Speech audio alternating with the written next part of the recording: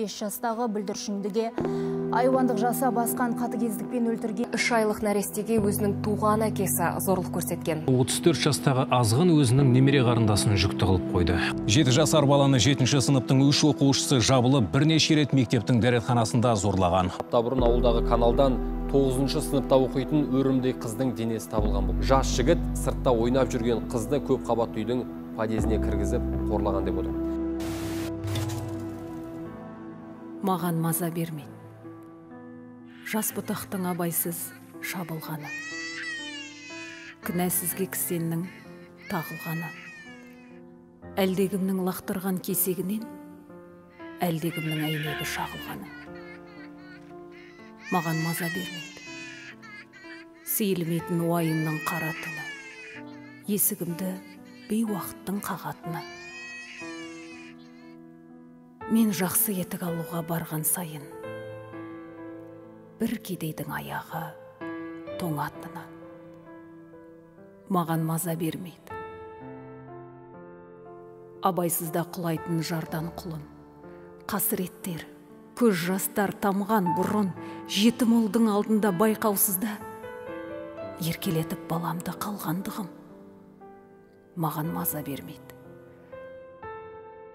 Маған ренжіп жүрген жақындарым. Адам жанын ұғалмау ақынға мін. Бір жақсының көтермей қоңырауын, көп жаманмен көпіріп отырғаным.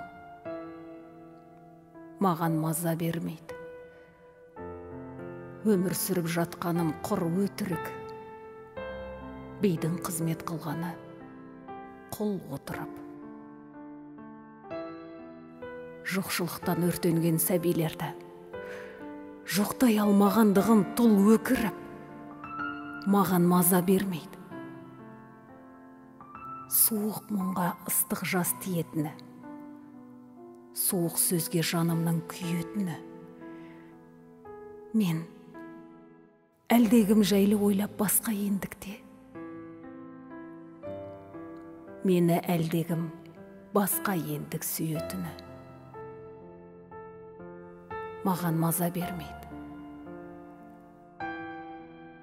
Күздің жазды бәрібір ұтатыны. Қалатыным бір сай, бір бұта түбі. Уысынан шығармай ұры уақыт. Барлығында білдіртпей жұтатыны.